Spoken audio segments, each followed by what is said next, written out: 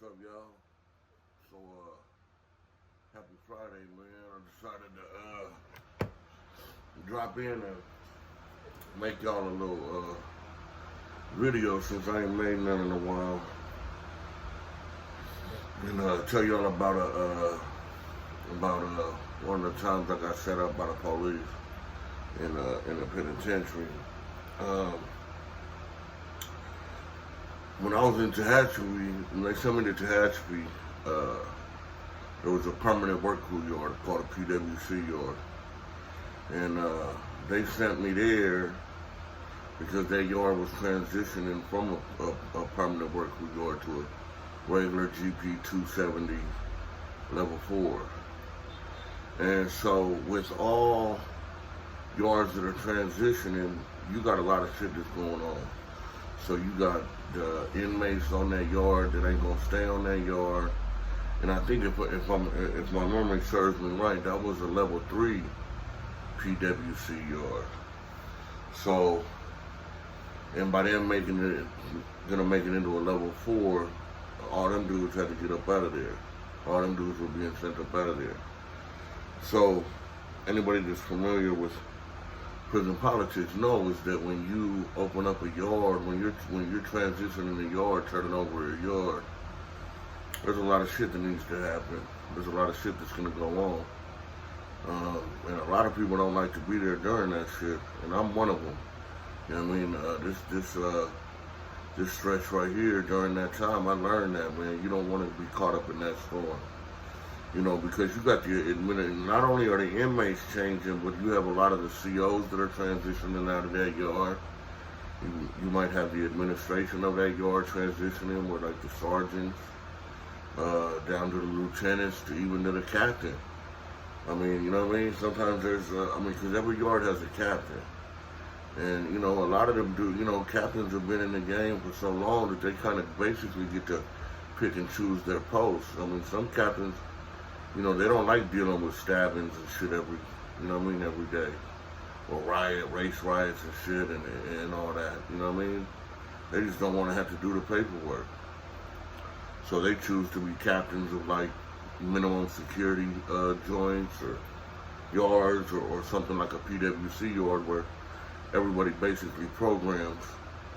On a PWC yard, everybody programs, everybody has a good paying job. So nobody's really trying to politic, super politic, you know what I mean? I mean, there's still the politics there, the basics, you know what I'm saying? Every race sticks to themselves, you know what I mean? This, that, and the other, but it's not super, ain't nobody super politicking though, ain't nobody gang banging like that or nothing like that. But prison is prison. But anyways, on the other side, on the inmate side, the transition is a little bit more rough. So now, each group's got to come in there, each collective's got to come in there, and they got to establish their shit. Whether, you know what I'm saying, whether it's the tables, what side of the basketball court, what handball courts, what dip bars, what pull-up bars. And then you got the certain collectives that, you know what I'm saying, they might get somebody in there that comes down that are a little bit more in touch with, per se, the big homies, if you want to call them that. So they're under, you know, they got their marching orders from the gate. You know, and a lot of times what happens is when you open up a new yard and you're bringing an influx of new dudes in, is you're going to be bringing in dudes that are bad too. So not everybody that hits that yard is going to be good. You know, there might be a couple that, a handful that come in there that you know what I mean, that slip by and get in. And so, you know, but like I've always said, you know, word travels in prison, man. You know what I mean? Whatever's in the dark's gonna come to light. So that takes a little while for that to catch up. You know what I mean? Well, get their background checks done and done all that, do all that through the back channels and all that. And so then what happens is motherfuckers have to start cleaning up their own backyard. You know what I mean? So you'll see, you know what I mean? You'll have some stabbings, you'll have some removals, you know what I mean? Depending on what the offense is for, depending on what collective is doing it, you know what I mean? Just a bunch of different situations call for a bunch of different outcomes. So that whole transition time of that New York shit is shaky at best. You know what I'm saying? And so I got put in this cell with the homie Ghost from Long Beach Insane. And he had got sent down from New Folsom. And then got out the SHU. And instead of them kicking him out to 4A or 4B, they kicked him down, because he was so short, they kicked him down to the 270. And he was short to the house. I think he had like 45 days when I got there. And anyways, so me and him became Stellies. One of the OG Crips from San Diego hit the yard, Big Mug. And a couple other cats, two other homies from San Diego hit the yard. So our car was kind of small, you know what I mean? But we were accounted for, you know what I mean? Just like we are wherever we go. And so during that first 45 to 60 days, man, it was just, you know, motherfuckers were, you know, you would get yard and then something would happen. You know what I mean? Somebody would get poked, somebody would get removed. And so then they gotta, you know what I mean, yard down, and then they gotta come get the dude, and then they gotta lock everybody down to search for weapons, this, that. I mean, so it was just a repeated cycle. So you would get yard, you know, we'd maybe get, you know, 5 days of yard out of a whole month, maybe a week of yard out of the whole month. But I mean, this is just the process, though, of a facility overturning.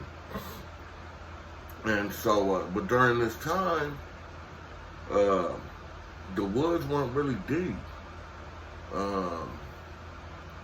They had a few, you know what I mean? I mean, they had more than a handful, you know what I mean? Like, and this is right before the NLRs got locked down. And there was, you know what I'm saying? Like, I mean, there was, you know, they were accounted for, you know, but they weren't really deep.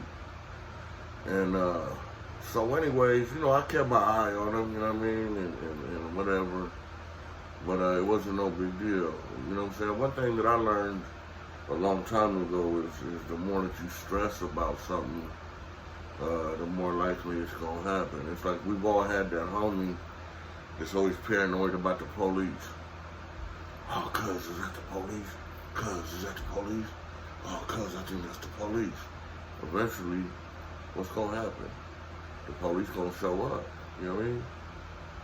So, you know, I didn't trip off the motherfucking, I didn't trip off the woods, you know what I mean? And at first they weren't tripping on me, but, and see, that's another thing too, is that even though I've been on yards to where the woods have said, hell yeah, you know, you gotta go.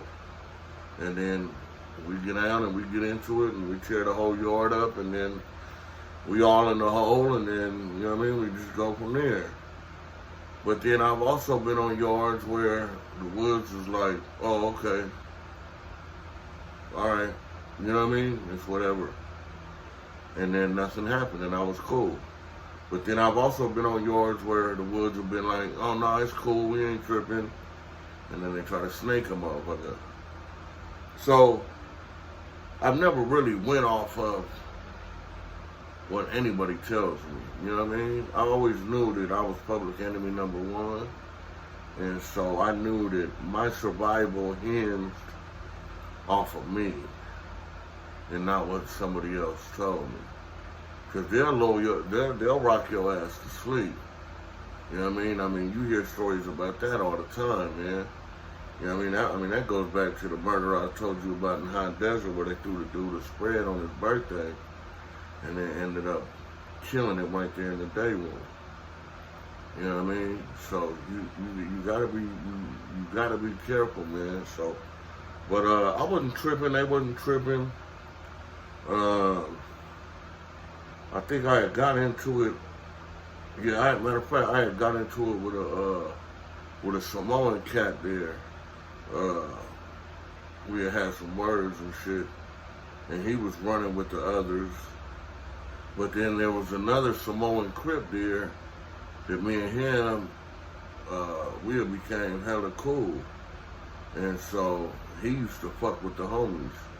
I mean, he was in the cell with another Samoan, but he fucked with the homies though. He let it be known, like he was a CRIP. He was from SOS Long Beach. But he let it be known that, you know what I mean, he was a CRIP and, you know what I mean, he was with the, he was with the Get Down. So when me and the other Samoan cat get into it and had some words, the Samoan homie was like, hey, well shit, you know what I mean? Like, hey, the homie want to get down. So me and him went in the cell and ended up getting down and shit. But other than that, I didn't have too many problems. So, fast forward, the homie Ghost go home and shit. And right around this time, the homies had sent me a kite saying, hey, did you see that busload they brought in here last night? And I'm like, nah, I didn't, you know what I mean? Nah, I didn't see it. And you gotta remember, so this is a transition time. So you got empty cells. Like they still, for the most part, everybody that ain't supposed to be there is gone. But you had some stragglers that they couldn't find a place for them, or, they couldn't find a place for them to go, or whatever that situation was. You know what I mean? But you still had empty cells, though. You know what I mean? I remember I was in C-section, and there were still empty cells. I mean, you know what I mean? And over in A-section where the homie Monk and them was, there was like 4 or 5 cells empty. So when the homie hit me up and was like, hey, did you see that bus that came in last night? I was like, nah. He was like, dog, it was a gang of them. I was like, yeah, what you mean? He was like, bro. He was like, it was nothing but a gang of skinheads, bro. I said, yeah. He was like, yeah. He said, man, I seen 1 Mexican and 2 brothers, and the rest was skinheads. I was like, is that right? I said, okay, damn. We ended up coming on lockdown. I think the Southsiders had poked like 2 of their people, and one of the dudes almost died. So we stayed on lockdown for like 2 weeks, I think. And we came up, and they let us walk the chow. And I was talking to the homies, and like, yeah, sure enough, I seen the change in the building. So it was like, okay, now there's, you know what I mean? Now they kind of deep. Now, you know what I mean? The woods are kind of deep now. All right? You know what I mean? It is what it is. And you'll catch a couple looking, homie, you know what I mean? Not really mad dogging, you know what I'm saying? Because I don't give a fuck, homie. We in prison politics or not, homie. You mad dog me, homie. I'm finna say something. You know what I mean? But, and especially back then, I was, 19 years old? I could give a fuck less. You know what I mean? I'm already thinking I ain't never going home anyways. But, anyways, so, we go to chow and shit, and then I think, they let us up to go to yard. Boom, man, we out there, homie. We ain't even made it through the whole yard, man, and sure enough. But was that take care of their business? Slam right back down. Bam! So, we on lockdown. I'm in the cell by myself. The homie Ghost went home. I'm trying to get the homie from A section to move over there to C section with me. The police like, all right, cool, yeah, we could do that cell move. You know what I mean? But wait till we come up again after we do the searches. All right, cool, whatever. They come do the searches and shit. Now, on lockdowns, depending on what you on lockdown for after the searches, when they do showers, you don't get escorted to the showers by the police. what'll happen is they'll pop a couple doors of the same race, same collective, and they'll let y'all go to y'all showers and do your thing. As long as y'all ain't on lockdown for no racial shit. You understand what I'm saying? So, if it ain't no Mexican on black, or black on Mexican, or white on Mexican, or vice versa, black and white, you know what I mean? It's cool, you know what I mean? So they'll pop a couple doors of the same race and let y'all go do your thing. But what they will do is they'll make sure that you lock your shower door. You know, the shower doors are bars, and it's got a locking mechanism where you gotta pull it till it clicks, and it lets them know it has a sensor up there in the tower. I think it's a light that lets them know that if you have locked that shower door or not. And sometimes the COs, they'll walk over there to make sure that you close the shower door and all that. You ain't in handcuffs or nothing like that. Those are just on the lockdowns that are for, you know what I mean, like some racial shit or staff assault or, you know what I mean. But if it was just basically y'all on lockdown, and it really depends on what pen you at in the COs too. You know what I mean? How and the administration. You know what I mean? If they want to be assholes to where there's no movement means there ain't no movement. Every time that you come out that cell, you're handcuffed and or shackled. You know what I mean? So if you go to the shower, you in handcuffs.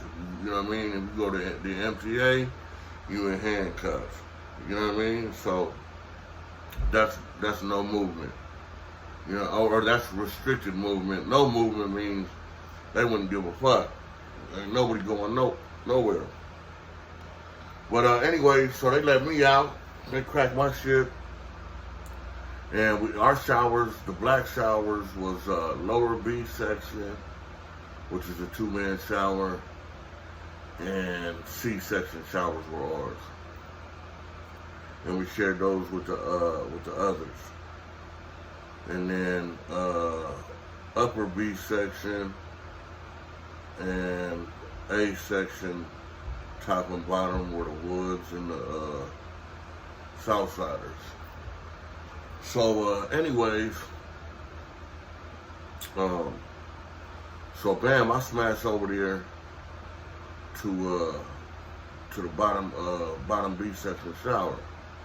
You know what I mean? And you can get like a crushed up milk carton and put it in the gate of the shower, and it makes it look like it's locked, but it's not locked. And the Samoan homie that I was telling you about, the Samoan CRIP that I was hella cool with, he came and went down to the lower C section shower. He did the same thing. And we just do it. That's how we do it. You know what I mean? Just in case, you know what I'm saying?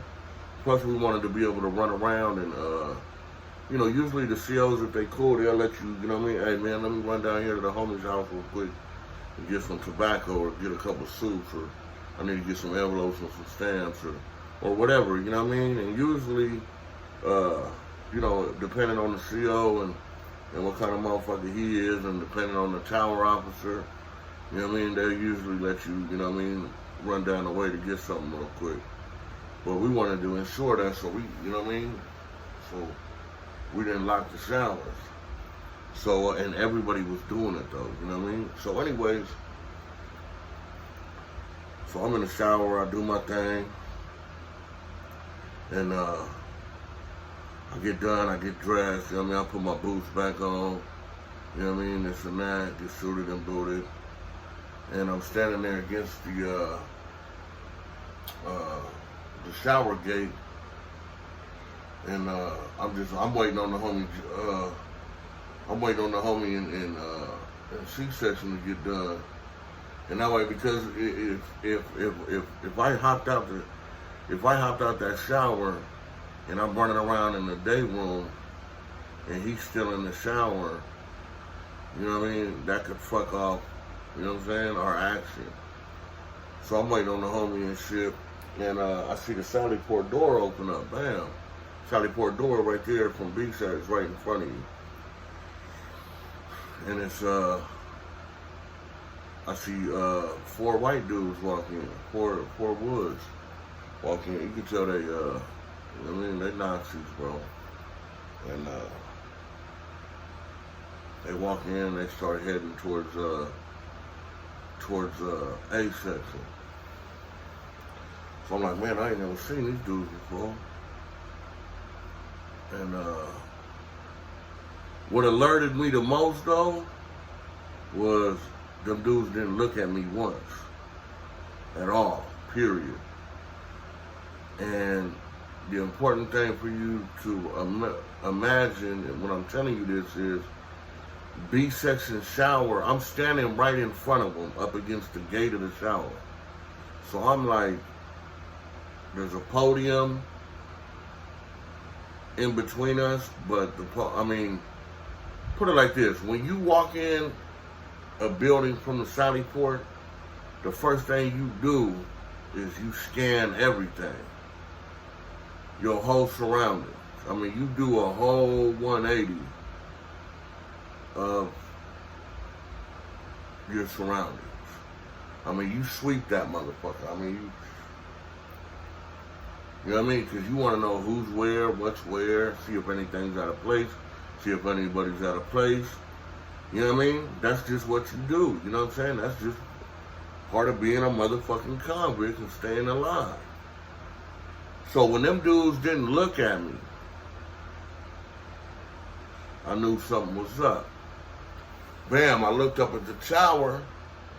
She was opening their doors. So wherever they lived in the A section, she had cracked their doors. I heard their door and I could see over there. Next thing you know, the alarm go off in another building. One of the COs was on the other side in C section passing something out. The other CO was in their little office. The one in the office take off running out of the building to go to that alarm. Now, usually a building cop will stay in the building, but this alarm kept going, so eventually dude took off running too. He was passing out shit. So now the tower lady, the lady in the tower, she go to the back window, which is to the yard side, to that window. So now you done went from 3 woods to 6 woods, because remember, she cracked their doors for them to go in the house. So now they cellies, right? But as I'm watching all this shit unfold, the homie's getting done. He like, Whack, you ready, Key? Yes, sir. Boom. I open up the door. He open up the door. As I open up the door, I see the 6 woods coming down the stairs. Right here in between A and B section. Coming down the stairs to my right. All of them. You know what I mean? And in that instant, I already knew what time it was. The homie knew what time it was. Because the next thing I know, they out there trying to get your boy, man. And so me and the homie, we in the day room, getting it cracking. Now motherfuckers is kicking the doors, yelling, you know what I mean? All kinds of shit. I remember the broad in the tower talking about get out. She let off with the block gun like twice. And I don't know, it was just a big ass motherfucking, it was just crazy, but it was, that was my first time like literally having fun, because I remember it was 2 of them that were really like, 2 of them was really trying to do your boy, man. You know what I mean? And then the homie was, and the Samoan homie, man, I swear, you know how Samoans, man, he was big, homie, so he was dropping motherfuckers, you know what I mean?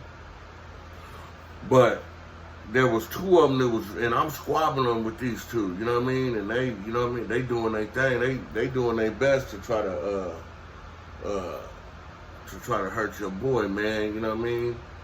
And anyways, the dude, he come at me from the side and he swings so hard that he slipped and go into the table.